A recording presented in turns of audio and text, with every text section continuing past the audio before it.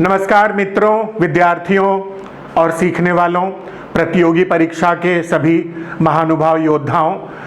The warriors defence academy Lucknow based आपके साथ फिर से मुखातिब है। फिर एक बार हम रिकनेक्ट हो रहे हैं आपकी शिक्षा और आपकी रेगुलर लाइव क्लासेस को लेकर के। सभी तरह के डाउट, सभी तरह के लर्निंग जो भी A to Z होना है, वो सब कुछ लेके 1 से 2 दिन के अंदर हम पूरी तरह से आपसे लाइव क्लासेस में रिकनेक्ट हो रहे हैं। The warriors defence academy team ये कोई बहुत अनजाना छोटा मोटा नाम जैसा कि नहीं रह गया है। बच्चों की अपेक्षाएं हमसे बहुत जुड़ गई, ये सोचकर हमें बहुत ही प्रसन्नता और उत्साहवर्धन मिल रहा है। आज इस कक्षा में मैं Rudresh Pandey, English faculty for language comprehension और वोकैबुलरी, कुछ सवाल लेकर के प्रस्तुत हूं। आपको एडजेक्टिव से संबंधित कुछ भ्रांतियां आदि का निवारण करने के लिए मैंने ये PDF में आपको पहले भी भेजा है टीम की ओर से। जो नए जुड़ रहे हैं हमारे इस पेडेस्टल पर, हमारे इस द वॉरियर्स डिफेंस एकेडमी के YouTube चैनल पर, उनसे मैं पहले से बता दूं कि जल्दी से जल्दी सब्सक्राइब करके प्रेस करें बेल आइकन को, ताकि हमारे नोटिफिकेशंस और वॉरियर्स डिफेंस एकेडमी अपने रिसर्च एंड डेवलपमेंट से जो कुछ भी बहुत बेहतर लेकर के आने को है, आप उससे समय से रिकनेक्ट हो पाएं। आज इस क्लास में और मैं आगे वॉरियर्स डिफेंस एकेडमी के जो भी प्रोफाइल से आपसे डिस्कस करता चलूंगा। मैं इस समय चाहता हूं कि आज के इस शुभ इतवार को, इस ऑस्पिशियस संडे को थोड़ा सा मीनिंगफुल और बनाते हुए कुछ 20-25 सवाल एडजेक्टिव के कॉन्सेप्ट से रिलेटेड जो मिसलेनियस है, मिश्रित हैं, तो प्रत्येक सवाल में क्या गलत है, किस तरह गलत है, शब्द और अर्थ के मुताबिक आपको मैं ट्रीट करना चाहता हूं। आपके सवालों का बराबर इंतजार और स्वागत रहेगा। मैं क्वेश्चन नंबर 1 से शुरू करता हूं। प्रोफाइल्स में WDA के जो भी और बातें हैं और जो भी परिचय में मुझे बताना है, you shall keep finding that gradually. हम प्रश्न संख्या 1 से शुरू करते हैं। ये प्रश्न मैं आपके सामने PDF में तो आपके पास अवेलेबल है ही, और हम अवेलेबल करा भी देंगे चैनल पे, और ताकि आपको कुछ सहूलियत रहे। और मैं यहाँ पढ़ते हुए ये सवाल आपको हल करता हूँ।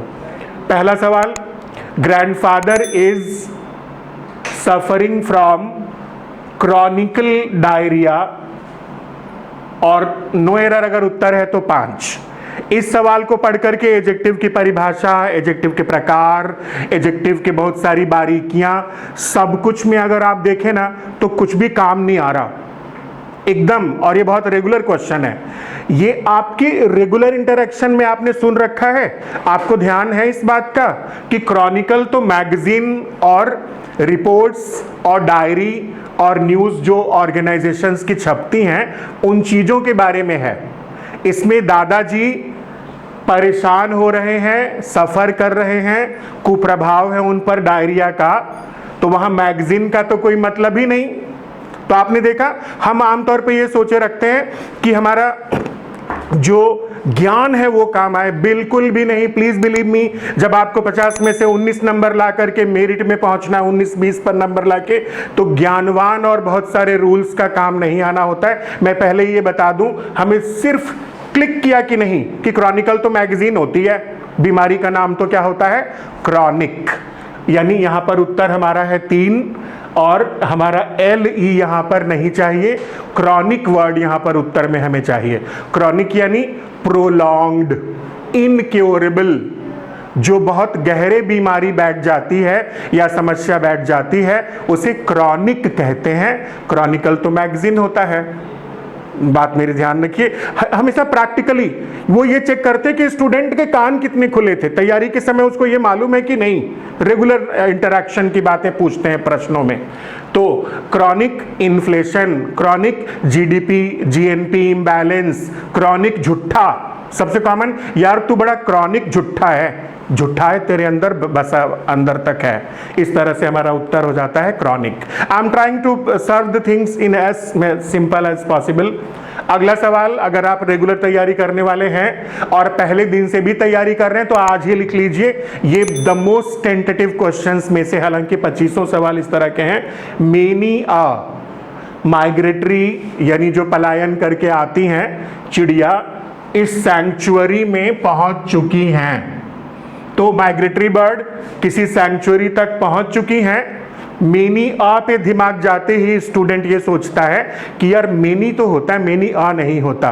और पेपर सेटर किसी भी टॉप मोस्ट एग्जामिनेशन में ये सवाल डालता ही डालता है। एनडीए में इसके बहुत चांसेस रहते हैं। मेनी अ सुना ही नहीं होता है स्टूडेंट ने और वो क्वेश्चन का आंसर 1 लगा देता है। मेनी अ इंग्लिश में उपलब्ध है, ये गलत नहीं है। Many a boy comes to this coaching. Many a people have been suffering from coronavirus. ये गलत प्रयोग नहीं होता, ये एक एक करके एक एक एक एक करते चले जा रहे हैं, ऐसी मीनिंग में आता है। इसलिए इसका प्रयोग हमेशा अ लगने के कारण भी देख सकते हैं, सिंगुलर होता है, इसलिए बर्ड्स में एस नहीं रहेगा और इसलिए हैव का प्रयोग भी यहां पे सिंगुलर के लिए क्या हो जाएगा, has. Answer is 2। Many a migratory bird, S नहीं रहेगा, हैव की जगह हैज, सिंगुलर होने के कारण उत्तर हो जाता है 2।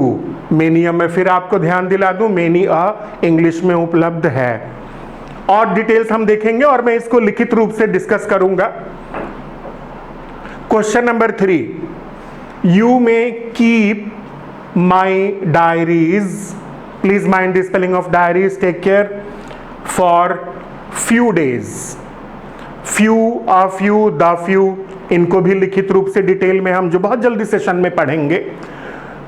इस प्रश्न में यू मे कीप एक सकारात्मक रूप से बोलने वाला सामने वाले को सुविधा दे रहा है, इसलिए सकारात्मक संदर्भ में बोल रहा है।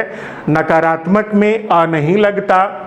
जब आप साधारण सकारात्मक कुछ कह रहे हैं, कुछ नकारात्मक नहीं है, तो आप अ का प्रयोग करते हैं। तुम रख सकते हो मेरी डायरियों को, रख सकते हो, है ना, निगेटिव कुछ नहीं है, इसलिए अ का प्रयोग यहां पर आएगा। और अगर निगेटिव बोलते ना, तब बोलते you may not keep my books for few days. Negative अगर बहुत होता, यू मे नॉट ऐसा कुछ होता, नकारात्मक होता, इसलिए यहां पर प्रयोग में 4 आंसर हो जाएगा हमारा अ फ्यू डेज। जैसा कि मैं अब आपको बार बार बता रहा हूं, लिखित रूप से हम इन चीजों को लिख लिख करके डिटेल में देखेंगे, हम अभी इस समय लिख नहीं रहे हैं और ये भी इंपॉर्टेंट क्वेश्चन हो जाता है। Answer is 4। Whether in the king's palace और in the pauper's hut. Pauper शब्द को अंडरलाइन करिए, डिटेल में पढ़ेंगे। पॉपर यानी दीनहीन, दरिद्र, दुखी, पेन्यूरियस, इंडिजेंट, डिस्टिट्यूटेड। आई शैल सर्व मोर वर्ड्स लेटर। हट, रोज स्मेल्स स्वीटली। देखिए याद, इसको आप बहुत साधारण तरीके से सिर्फ इतना याद रखिए कि जब कोई क्रिया ऐसी होती है, फिजिक्स में आपने पढ़ा है, बहुत सारे कार्य केवल होते हैं, उनको कोई करता नहीं है। जैसे फूल महकता है, गुलाब महकता है, खुशबू आती है, प्यार होता है, ग्रेविटी होती है, एम्पियर चार्ज होता है। तो जो होने वाले काम होते हैं ना, वो एक्शन नहीं होते। देख रहे हैं आप क्रियाएं पढ़िए, कंसेप्ट पढ़िए, एडवर्ब पढ़िए, कुछ नहीं होता। सिंपल जानकारियां सवालों में चाहिए होती हैं। तो चूंकि उसने कहा कि चाहे राजा के महल में हो, चाहे दरिद्र की झोपड़ी में, गुलाब तो बराबर ही हर जगह महकेगा। तो ये क्रिया होने वाली है, इतना याद रखो बस। ly का प्रयोग यहां पर नहीं लगेगा। शी सैंग स्वीटली, उसने मधुरता पूर्वक गाया। तो गाने का काम किया, तो जब कुछ गाया, बोला, ये होगा तब स्वीटली लगेगा। लेकिन प्राकृतिक रूप से होने वाले कार्य जो होते हैं उनमें ly का प्रयोग इंग्लिश में नहीं लगता। Answer is 4। हम इन कॉन्सेप्ट्स को और लिख के देखेंगे। अगले सवाल को देखिए। रोहित एंड सुहेल, ये नाम है, वेंट टू अमेरिका, काहे के लिए, for farther studies. Very easy point. Far ये दूरी के लिए आता है, पढ़ाई लिखाई की दूरी नहीं बता रहा। अमेरिका गए हैं, पढ़ाई लिखाई का तो अगला स्टेज, जिंदगी का अगला स्टेज, इसलिए यहां पर फार्दर ना होकर के FURTHER होगा। आगे का, आगे की पढ़ाई, आगे की सूचना, आगे के डिटेल, आगे की बातें, आगे की अवस्था बताने के लिए FUR लेते हैं। Farther, new Delhi is farther from Lucknow than from Hardoi. तो जब दूरी बताते हैं तब फार्दर लेते हैं, यहां further answer is 4। 6th question, this is the most useful of both the epics. Epics यानी खंड काव्य, महाकाव्य, जैसे the Bible, the Ramcharitmanas, the different others, Quran, तो यहां पर सिर्फ 2, ध्यान दे रहे हैं बच्चे, सिर्फ 2 एपिक्स की बात हो रही है। जब भी तुलना सिर्फ 2 एक ही जैसी वस्तुओं या व्यक्तियों, प्राणियों में होती है, तब हम कंपैरेटिव डिग्री लेते हैं, कंपैरेटिव डिग्री तुलना में लेते हैं। अब स्टूडेंट का कंफ्यूजन ये है कि सर यहां द लगा है तो यहां मोर कैसे लेंगे? आंसर इज 2, मोस्ट का मोर होगा। मैंने जो बोला ध्यान दीजिएगा, जब दोनों noun flesh and blood similarity के होते हैं, एक ही वर्गीकरण के, तब कंपैरेटिव डिग्री में द लगता है, इसलिए यहां पर आंसर हो जाएगा मोर यूजफुल। Answer is 2। इस कंसेप्ट को बार बार सुनिए भी और बहुत सारे उदाहरणों का इंतजार करिए, और ये बहुत टेंटेटिव है, the most tentative of the questions. The France wine, सभी देशों के एडजेक्टिव्स, किसी में CH लगता है, जैसे इंडिया का एडजेक्टिव क्या होता है? इंडियन। अमेरिका का एडजेक्टिव क्या होता है? अमेरिकन। ऑस्ट्रेलिया का एडजेक्टिव क्या होता है? ऑसीज या ऑस्ट्रेलियन। इसी तरह से फ्रांस का एडजेक्टिव क्या होता है? फ्रेंच। बहुत आसान सवाल, फ्रेंच वाइन, फ्रेंच की शराब, तो वहां पर फ्रेंच एडजेक्टिव आता है। बहुत आसान सवाल था, फिर भी आपको दुविधा है तो पूछिए, कुछ भी आप पूछें। Question number 8, my brother has fallen in love, उसी तरह का सवाल ये भी है, और ये दोनों सवाल बड़े टेंटेटिव पूछे जाते हैं। With the Africa's girl, Africa में अपोस्ट्रोफियस होने का मतलब स्वामित्व हो जाएगा। गर्ल अफ्रीका के स्वामित्व की नहीं होती, संबंध की नहीं होती। इसका भी यहाँ पे एडजेक्टिव, जैसे फ्रेंच वैसे ही African girl, Indian girl, American girl, तो यहाँ अफ्रीकन हो जाएगा अपोस्ट्रोफियस हटा के। Question number 9, visual media has done, अब यहां फिर से देखिए, पिछले क्वेश्चन के 2 एपिक्स की तुलना थी ना, ऐसे यहां पर 2 बातों की तुलना है। क्या बात? हार्म और गुड। ये जो यंगर जनरेशन है उसके लिए विजुअल मीडिया ने 2 प्रभाव करे हैं। एक प्रभाव क्या? हार्म, एक प्रभाव क्या? गुड। 2 ही प्रभाव है ना, तो जब 2 ही प्रभाव हैं तो वहां पर क्या आ जाएगा? मोर। और यहाँ पे कंपैरेटिव डिग्री का आपको दैन दिख भी रहा है, इसलिए मोर यहाँ प्रयोग होगा। Visual media has done more, most की जगह more. I think I have been articulate enough in Hindi to you. More का प्रयोग यहाँ पर, क्वेश्चन का आंसर हो जाएगा 2। Question number 10, your article on corruption, corruption word को अंडरलाइन करें, हम इसको ट्रीट करेंगे ग्रेटर डिटेल में वोकैबुलरी के लिए, क्योंकि इसके प्रयोग बहुत आते हैं। Has been published in the last issue of this fortnightly। fortnightly शब्द का प्रयोग बहुत बच्चे नहीं जानते। fortnightly यानी पाक्षिक, अर्थात 15वें दिन आने वाली पत्रिका या मैगजीन को फोर्टनाइटली कहते हैं। मंथली, पीरियोडिकल, वीकली, डेली आप जानते हैं, तो ये हो जाएगा पाक्षिक पत्रिका। जो भी अब तक का सबसे नया आता है उसको हम लास्ट नहीं कहते। लास्ट तो वो होता है जो इसके बाद दूसरी प्रति फिर छपी ही नहीं, इसलिए यहां पर लास्ट नहीं, क्या हो जाएगा? Latest. The latest issue, the latest news, the latest phone design, the latest technology, the latest information, कुछ भी जो अब तक का सबसे नया, अंतिम नहीं, अंतिम के लिए द लास्ट लेते हैं। द लास्ट मुगल एम्पायर, उनके बाद फिर कोई दूसरा नहीं हुआ ना, लेकिन ये इश्यू तो अभी और आगे आ सकता है। अब तक का सबसे नया बताने के लिए लेटेस्ट इश्यू, चीजों के लिए आता है द लेटेस्ट। रीसेंट किसके लिए आता है? स्वाभाविक है ये सवाल, घटनाओं के लिए। The recent tsunami, the recent corona, the recent match we played, उनके लिए रिसेंट आता है। आंसर यहां पर आपका 3 हो गया। सेल्डम बहुत ही नकारात्मक बारंबारता के लिए आता है, बहुत ही बहुत ना के बराबर। Seldom has this desert area, desert यानी रेगिस्तान, जहां पे पानी की एब्जेक्ट शॉर्टेज होती है उनको हम डेजर्ट बोल देते हैं। रेगिस्तानी क्षेत्र में ने एक्सपीरियंस किया है, अनुभव किया है। अब यहां पर भी देखिए क्या कह रहा है, नकारात्मक ना। सेल्डम की हिंदी मीनिंग जान लीजिएगा, रेयरली से भी, मोर हैवियर रेन, तो इसको क्या बोलते हैं, एक्सेस यूज, सुपरफ्लुअस यूज, अनावश्यक प्रयोग। हैवियर खुद ही कंपैरेटिव डिग्री है, इसलिए सुपरफ्लुअसली हम वहां मोर का प्रयोग नहीं लेंगे, सीधी सी बात है। इसलिए हो जाएगा seldom has this desert area experienced a heavier rain. अब आगे अंडरस्टूड क्या है, दैन दिस, तो ये इनकम्प्लीटनेस को पढ़ना सीखिए। बहुत सारे वाक्य इनकम्प्लीट प्रिडिक्शन के होते हैं जो हमारा दिमाग वहां जल्दी से देख नहीं पाता, आगे वो अंडरस्टूड है। हैवियर डिग्री होती है इसलिए मोर का प्रयोग नहीं रहेगा। Question number 12, there are lesser workers than are needed for this work. एक तो यहाँ पे स्टूडेंट क्या फंस जाएगा जल्दी से एग्जामिनेशन में, देन आर नीडेड। अब वो आर के लिए यहाँ पे क्या ढूंढने लगेगा, सब्जेक्ट ढूंढने लगेगा, जबकि जो सब्जेक्ट अंडर, जैसे यहाँ पे अंडरस्टूड होता है क्या कि आगे सेंटेंस क्या है, ऐसे यहाँ पे क्या अंडरस्टूड है आर के बीच में, वही वर्कर्स, तो यहाँ गलती नहीं है। इस तरह के प्रैक्टिकल एक्सपीरियंस से हम चुन पाते हैं कि कौन से सवाल हमको मेरिट पे ले जाने वाले हैं। हम कॉन्सेप्ट और भारी ग्रामर के कॉन्सेप्ट से कुछ नहीं सीख सकते, पेपर नहीं निकल सकता उस तरह से।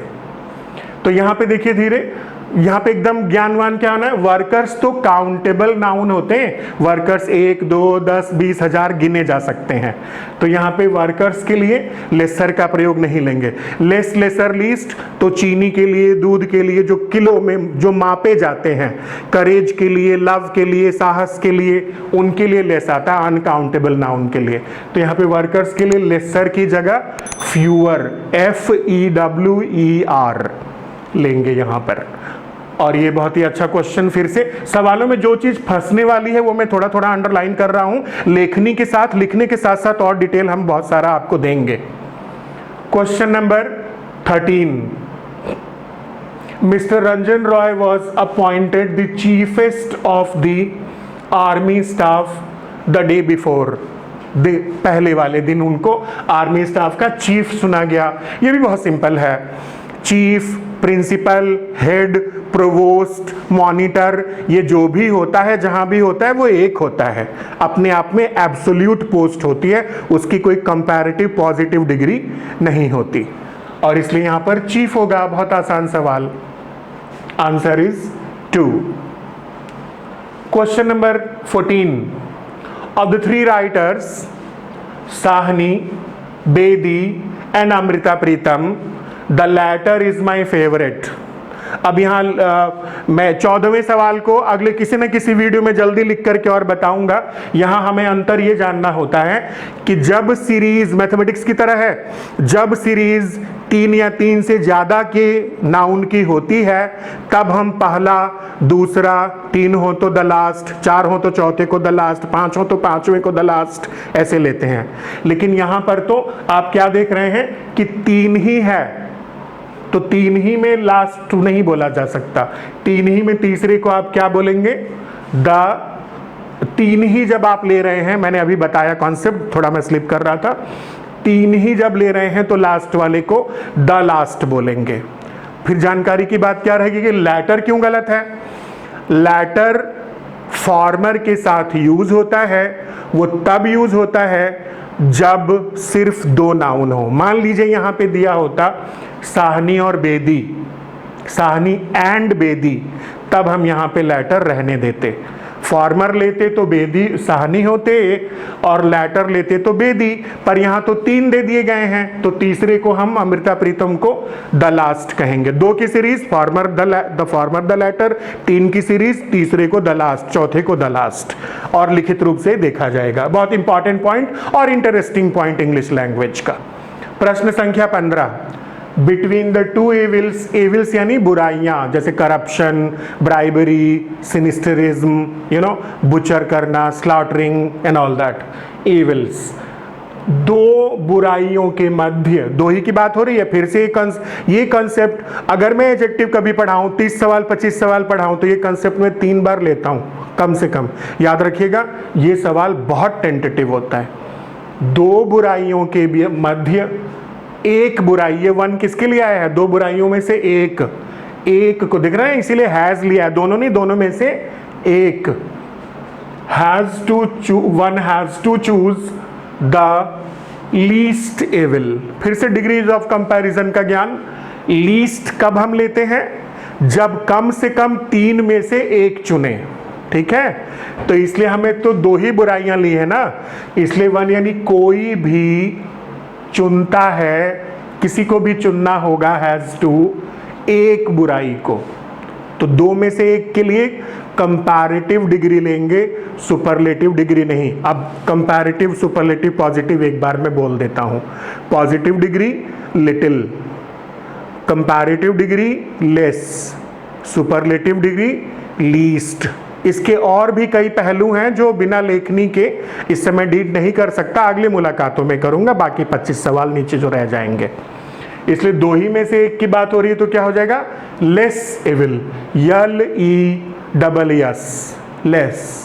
ऑलराइट, इसलिए यहां पर हम लेस लेंगे। Answer is 4। आपको मैंने सिंप्लीफाई किया, इस समय इतना ही हो सकता था।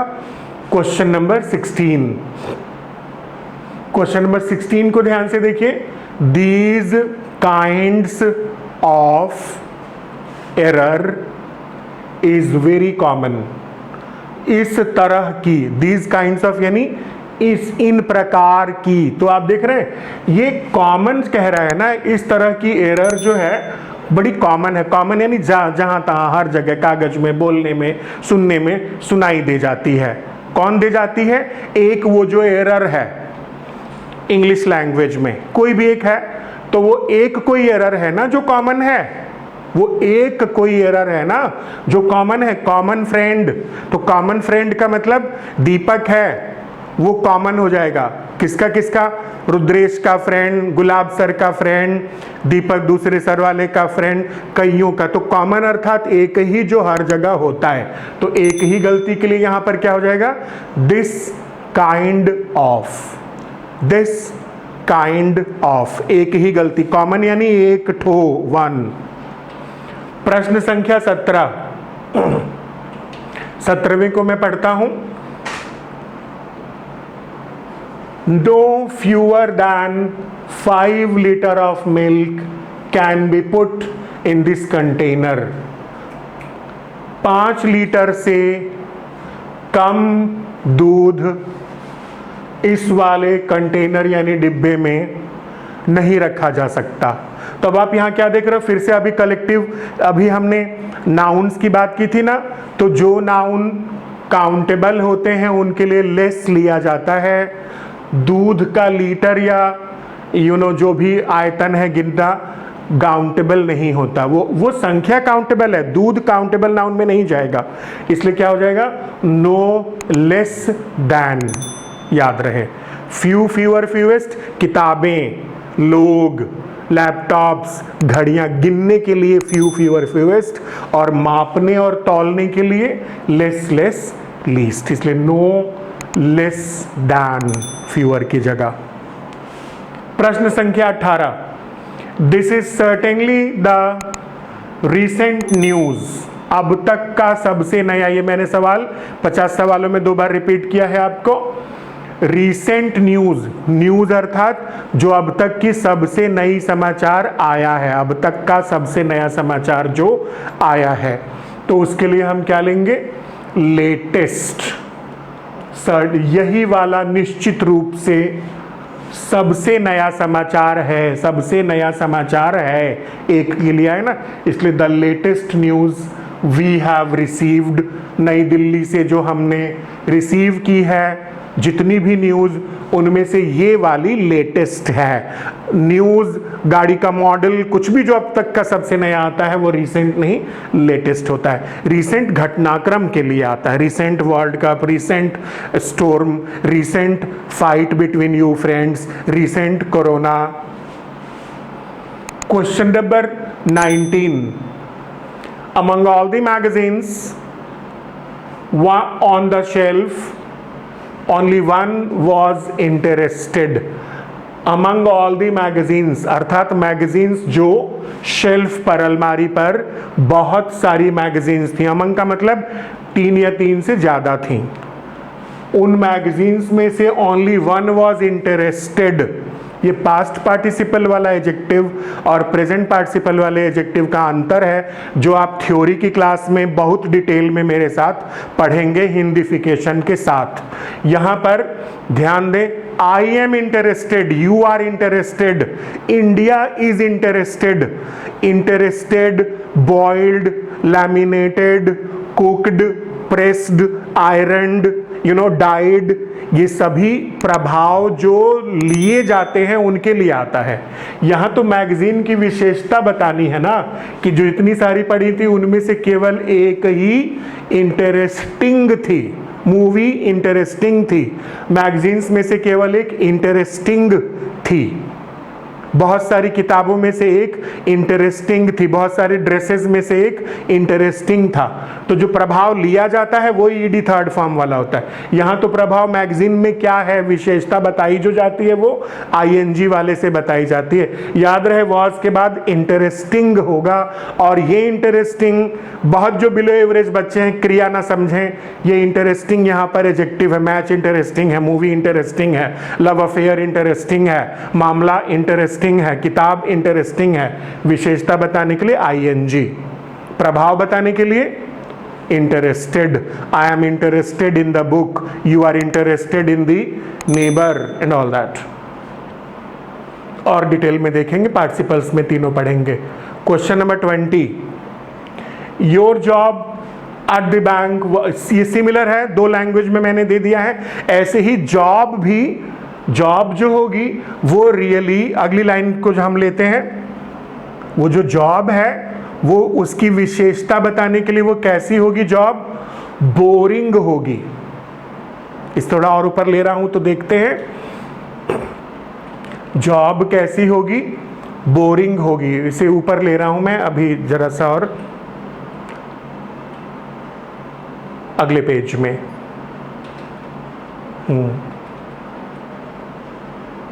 The job at the bank was very boring. कोई किसी चीज की विशेषता आईएनजी से बताई जाएगी। बोर्ड कैसे लेते, I am very bored of the job, मैं बोर्ड हो गया, तुम बोर्ड हो गया। असल में हम पास्ट पार्टिसिपल का ना ईडी फॉर्म आमतौर पे ध्यान नहीं रखते हैं। हम क्या बोलते हैं, आई एम बोर्ड, एक्चुअली वो डी बोला नहीं जा रहा, आई एम बोर्ड होता है। द कॉल इज मिस नहीं, the call is missed. The floor is tiled. तो ये जो कुछ प्रभाव पड़ता है वो ईडी में, जॉब की बुराई या अच्छाई बताएंगे तो वो आईएनजी में। Very boring, very interesting, very exciting. हम इन तीनों को और देखेंगे। Question number 21, who does not prefer a brisk walk than jogging. ये हम एडजेक्टिव के 4 शब्द जो हैं हमेशा जानते हैं कि जब 2 नाउन्स के बीच में, कौन से, junior, senior, prefer, anterior, exterior, prior, posterior, इन सभी शब्दों में हम तुलना का भाव नहीं होता। देन तो तब लेते हैं जब विशेषताओं या बुराइयों की तुलना हो। Heavier than, better than, stronger than. यहाँ तो 2 चॉइसेस हैं, 2 चॉइस। कौन कौन सी चॉइस, प्रेफर यानी चॉइस होना। कौन नहीं प्रेफर करता है यानी प्राथमिकता देता है ब्रिस्क वॉक को, यानी तेज तेज चलने को, किस चीज के प्रति, टू जॉगिंग, यानी जॉगिंग करने की अपेक्षा। तो यहां पर जॉगिंग और ब्रिस्क वॉक यानी क्विक वॉक में तुलना नहीं हो रही। तुलना लेते हैं तब दैन लेते हैं। यहां तो 2 चीज के बीच प्रेफर करने को हम केवल टू से बताएंगे। यह पॉइंट भी लिखित रूप से जब लेखनी के साथ लिख करके पढ़ाएंगे तो ईमानदारी से पूरी तरह ट्रीट करेंगे हम सभी एवरेज और बिलो एवरेज चिल्ड्रन के लिए। एवरेज और प्लस एवरेज के लिए हमारे पास सप्लीमेंट्स तरह तरह से होंगे, which we are very soon going to throw at your gadgets and your laptops, जिसका आपको हमेशा से इंतजार था। टीम लॉकडाउन से मैं एक बार रिपीट कर रहा हूँ, लॉकडाउन की वजह से थोड़ा पीछे थी इस बात में, दुकानें और शोरूम्स नहीं थे, लेकिन हम जो क्वालिटी और ऑनलाइन टीचिंग टीम के प्रयास से the honourable gentleman Gulab Singh ji director sir के प्रयासों से अब कर पाए हैं, वो सचमुच में बेहद ग्रेटिफाइंग और बहुत ही अपीजिंग होगा। आगे सवाल देख लेते हैं। आफ्टर द डेज वायलेंस, दिन भर के, यहां पर इस अपॉस्ट्रोफी से कई बार आप परेशान हो जाते हैं क्योंकि आपने नियम पढ़ा है कि डे में अपॉस्ट्रोफीज नहीं लगता। इंग्लिश में वीक यानी सप्ताह, डे, किलो, ग्राम और छुट्टियों में सब में अपॉस्ट्रोफीज अलाउड होता है। Please mind this usage and please wait for more of the details in written. दिन भर के वायलेंस के बाद, हिंसा के बाद, अफेक्टेड अर्थात जहां पे नकारात्मक प्रभाव पड़ा हिंसा का, वो सभी मार्केट की जगहें is now reported to be peaceful again. The affected market is now reported to be peaceful again.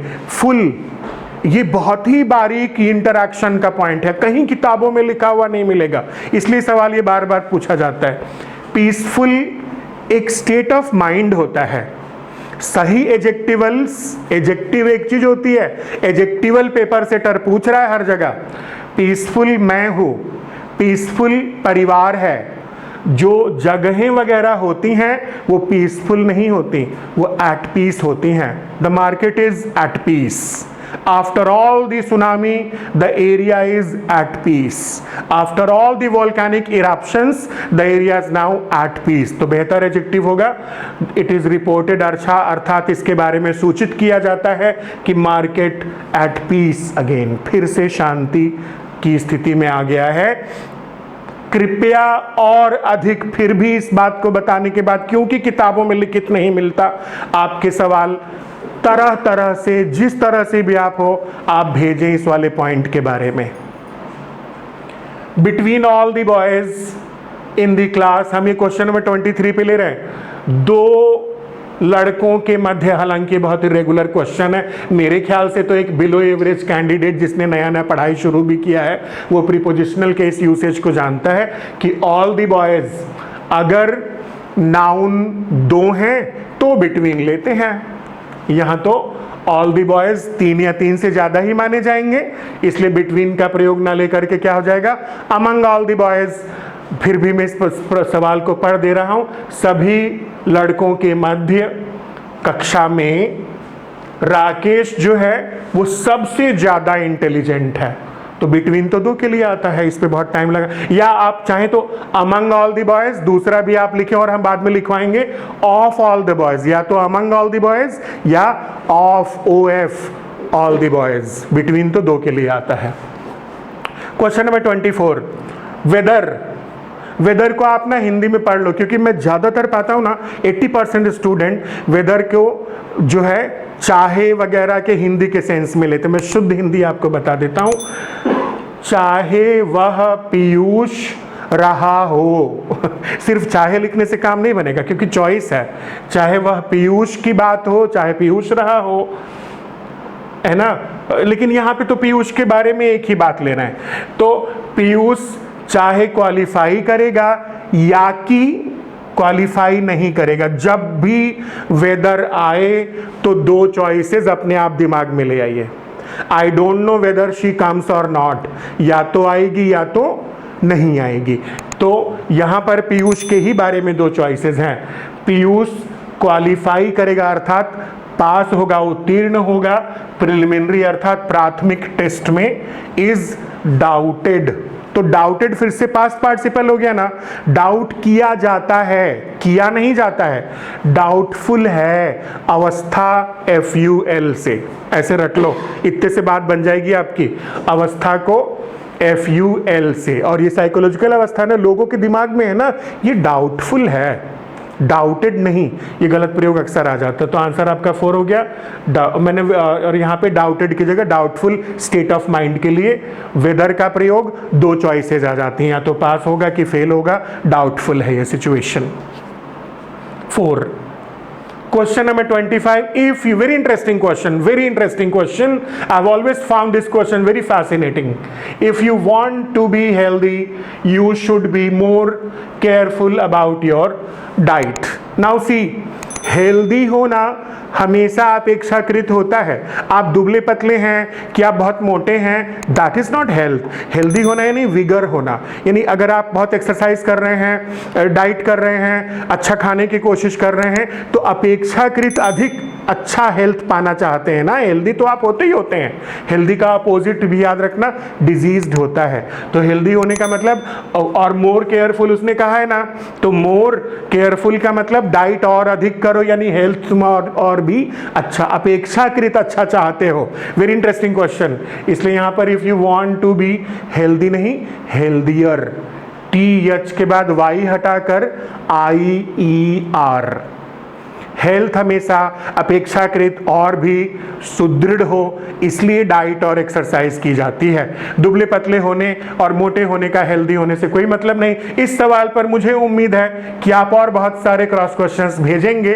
इन सवालों के बाद और भी अधिक जिज्ञासाएं उठती हैं, और इसीलिए the warriors defence academy in the leadership of gentleman Gulab Singh sir और एंडीवर करते हुए, यकीन मारिए, ऑनलाइन बिल्कुल आमने सामने की कक्षा की तरह की क्वालिटी लेकर के आपके सामने मौजूद होने आ रही है इंटरैक्टिव सेशंस में।